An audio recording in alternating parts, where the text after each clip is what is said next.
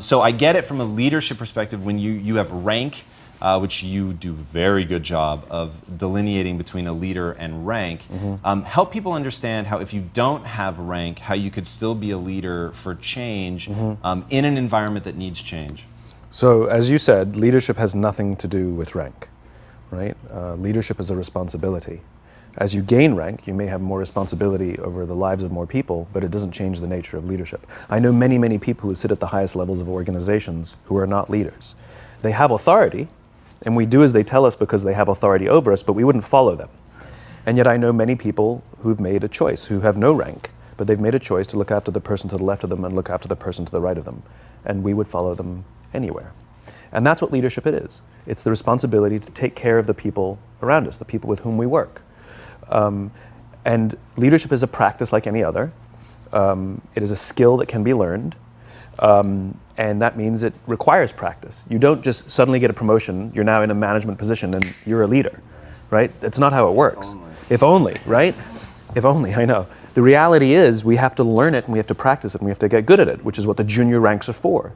So even if you don't have the ability to make decisions that will impact the entire organization, you do have the ability to make decisions that will impact the life of another human being, how they feel about their own jobs, how well their responsibility goes, how easily they can get work done, how supported they feel if they make a mistake. Do they feel that they can turn to you and ask you for help? That's all within your control. It's the same thing as being in a relationship or being a friend. Being a good friend, means that our friends can rely on us, they can trust us, they can turn to us. There's no difference. It's human beings, it's human relationships. At the end of the day, becoming a leader is about a transition. And everybody has to go through it if you want to become a leader. And as an aside, I will say, leadership is like parenting in the sense that everybody has the capacity to be a parent. Right. That doesn't mean everybody wants to be a parent, and that doesn't mean everybody should be a parent. Leadership is the same. Everyone has the capacity to be a leader. It doesn't mean everybody wants to be a leader, and it doesn't mean everybody should be a leader. Okay. And the reason is it comes with massive, massive responsibility. Sometimes people just don't want it. It's a lifestyle they choose not to have, and that's fine.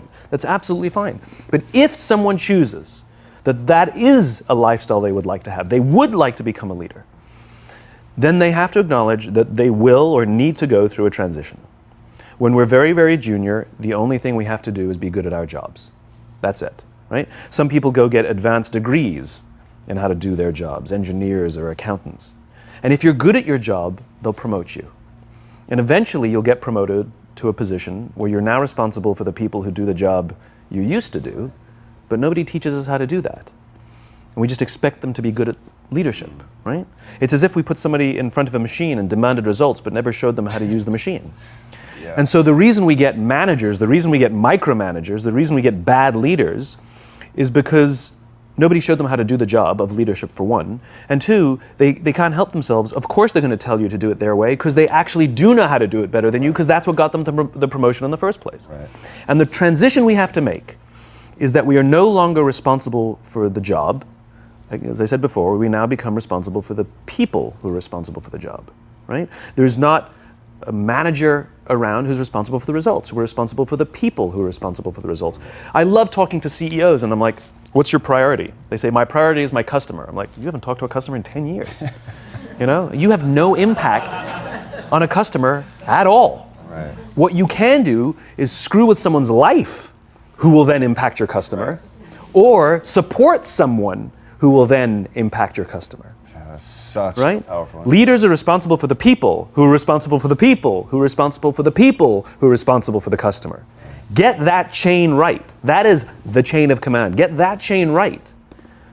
And everything goes just fine. Get that chain wrong, and then the people who are touching the customer, inventing the product, selling the product, figuring out ways how to build the company, manage the numbers, manage the processes, manage the operations. In other words, all the heavy lifting. Right. Get that chain wrong, and those people will spend more time protecting themselves from you than doing their job. Yeah. Right? Any company, for example, where it is standard practice in that company for employees to feel the need to send a CYA email after every decision they make, right, is a sign that they're taking time and energy out of their job away from advancing the company's mission in order to protect themselves from their own company. That's what that is. Any company where it is standard practice for people to feel the need to keep a folder of all the good things they've done in their careers just in case they need it, is a sign that they're taking time and energy out of their day away from doing their job in order to protect themselves from their own leaders. That's what that is. Those are signs of bad leadership. Politics, gossip. All of these things are people acting out of self-interest. That's what politics and gossip is.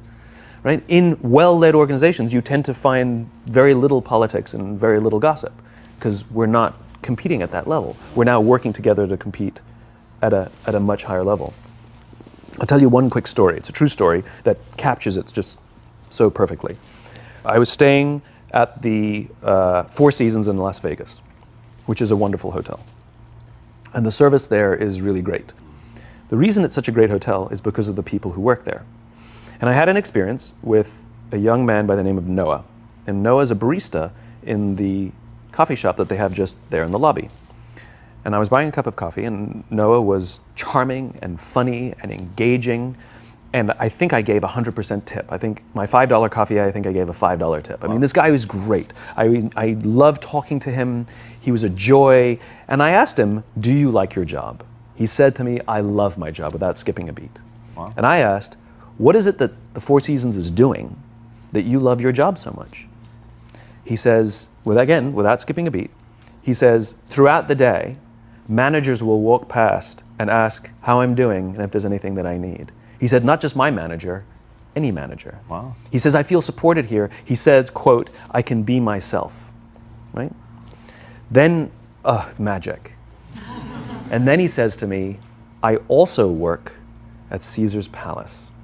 And there, the managers go around to make sure that we're doing everything right and catch us if we do something wrong. He says, when I go to work at Caesar's Palace, I keep my head just under the radar because I don't want to get in trouble. He says, I just want to get through the day and make a paycheck.